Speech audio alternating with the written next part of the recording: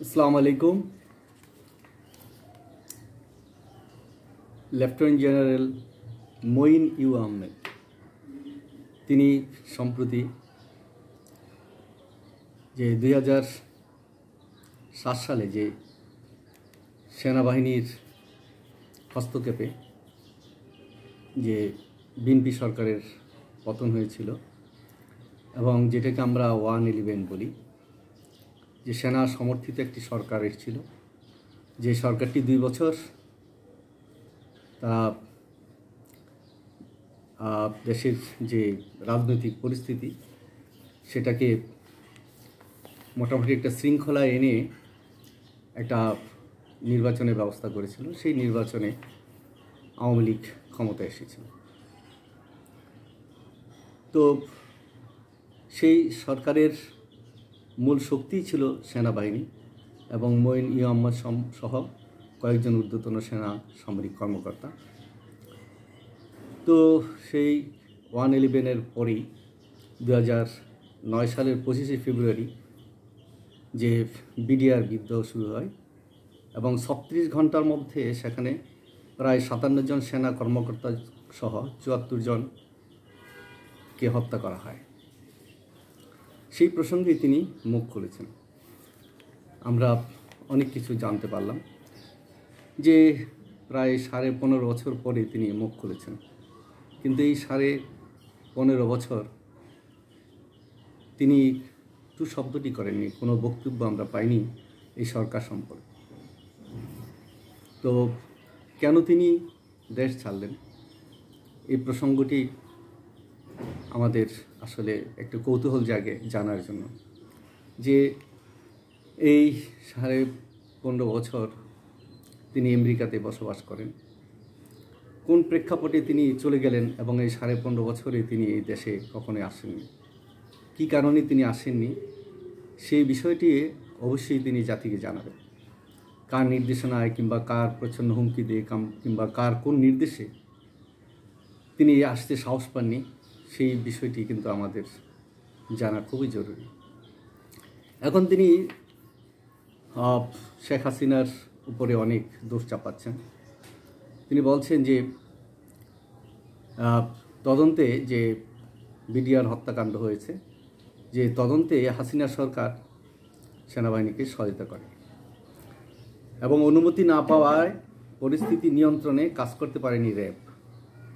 সেই সাথে সাথে তিনি অভিযোগ করেছেন যে গণমাধ্যমে বিদ্রোহী যে লাইভ কভারেজ করা হয়েছে সেটা একটা নেতিবাচক প্রভাব পড়ে। নানান কথা তিনি বলেছেন, ইনিয়ে অনেক কথা বলেছেন। কিন্তু এই যে 111 এসছে এবং 111-এর যারা কুশলীপ ছিল, পশ্চিমারা এবং ভারত সহ তারা যে একটা পথ পরিবর্তন করেছিল এবং যে আন্দোলন আওয়ামী লীগ করেছিল, পরবর্তী পর্যায়ে শেখ হাসিনা নিজেও বলেছেন যে ওই 111 তাদেরই আন্দোলনের একটি ফসল। তাহলে সেই ফসল তারা ভোগ করেছে 15.5 বছর এই দেশে একটা ফ্যাসিস্ট সরকার কায়েম করেছে। এর দায় কি মঈন আহমেদের ঘাড়ে কিংবা তখনকার যারা সেনা কর্মকর্তা ছিলেন তাদের উপর পড়ে না? তাদের অনেকেরই বক্তব্য হয়তো আমরা জানতে পারবো এবং আশা করব যে এই 111-এর যারা সামরিক কর্মকর্তা জড়িত ছিলেন তারা এক এক করে তাদের বক্তব্য জাতির কাছে জানাবেন এবং আমরা 111 সম্পর্কে একটা স্বচ্ছ ধারণা পাবো, আসলে কে বা কাহারা এটার পিছনে কাজ করেছে। সেই 111 হওয়ার পরবর্তী পর্যায়েই ক্রমান্বয়ে আওয়ামী লীগ ব্যাপার হয়ে গেছে এবং তারা 2008-এর পরে যে নির্বাচন হয়েছে, অর্থাৎ 14, 18, তারপরে 24, 3টি নির্বাচনই হয়েছে একদম যা ইচ্ছা তা আবার। অর্থাৎ গণতন্ত্রের যে নর্মস আছে, গণতন্ত্রের যে ভাষা আছে, সেই ভাষার আলোকে কিংবা সেই নিয়ম নীতির আলোকে নির্বাচনগুলো হয়নি।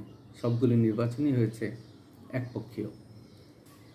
তো সেই যে 18 আমরা 111 যদি ধরি, 17.5 বছর এদেশের মানুষ যে কি কষ্ট ভোগ করেছে, যে নাগরিকের মৌলিক অধিকার যেভাবে হরণ করা হয়েছে এবং যেভাবে গণতান্ত্রিক ইনস্টিটিউশনগুলোকে ধ্বংস করা হয়েছে, রাষ্ট্রের বিভিন্ন ইনস্টিটিউশনগুলোকে যেভাবে ধ্বংস করা হয়েছে, অর্থনীতিকে যেভাবে লুটপাট করে ধ্বংস করা হয়েছে, এগুলির দায় কি 111-এর কুশলীদের ঘাড়ে পড়ে না? আমরা আজকে যদি 1990 সালের গণঅভ্যুত্থান দেখি, তার পরবর্তী পর্যায়ে যে নির্বাচন হয়েছে এবং তত্ত্বাবধায়ক সরকার এসেছিল, তার মাধ্যমে নির্বাচন যেভাবে হোক না কিন্তু গণতান্ত্রিক একটি ধারা ছিল। নির্বাচন হয়েছে, যতই বলুক যে সূক্ষ্ম কিংবা স্থূল কারচুপি হয়েছে, যেভাবে অভিযোগ করা হোক না কেন, কিন্তু সেটাকে মেনে রাজনীতিবিদরা কিন্তু মেনে নিয়েছিল। বিএনপি জয়লাভ করলে আওয়ামী লীগ হয়তো একটা অভিযোগ দিয়েছে, কিন্তু তারা কিন্তু সরকারকে ওই সময়টা কিন্তু তারা পার করতে দিয়েছে। আবার আওয়ামী লীগ যখন ক্ষমতায় এসেছে, বিএনপিও কিন্তু সেই সময়টা পার করতে দিয়েছে। আসলে গণতান্ত্রিক একটা চর্চা ছিল, কিন্তু সেই গণতান্ত্রিক চর্চাটাকে হঠাৎ করে স্তব্ধ করে দেওয়া হলো যে 111-এর যে পরিবর্তন, নাটক পরিবর্তন, তার কারণে। এবং সেটা কেন হয়েছিল বিভিন্নভাবে বিভিন্ন জনেই সেই পরিস্থিতি জানে। তবে মঈন আহমেদ আজকে যে কথাগুলো বলছেন, সেই কথাগুলোর কতটুকু যৌক্তিক সেগুলো সময় বলে দেবে।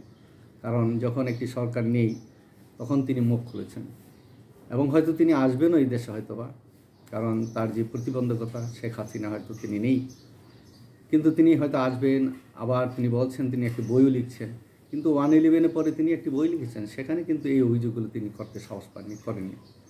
111-এ বরঞ্চ তিনি সাফাই গিয়েছেন যে কেন 111 হয়েছে ইত্যাদি ইত্যাদি, একটা স্বপ্ন ড্রিমের কথা বলেছেন, কিন্তু এদেশের মানুষের স্বপ্নের কথা তারা কিন্তু কখনো ভাবেননি।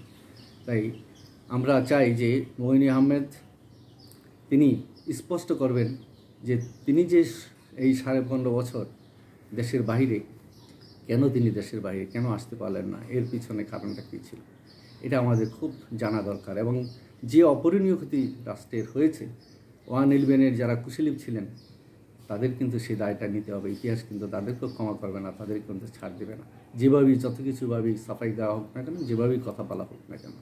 ধন্যবাদ, সবাই ভালো থাকবেন।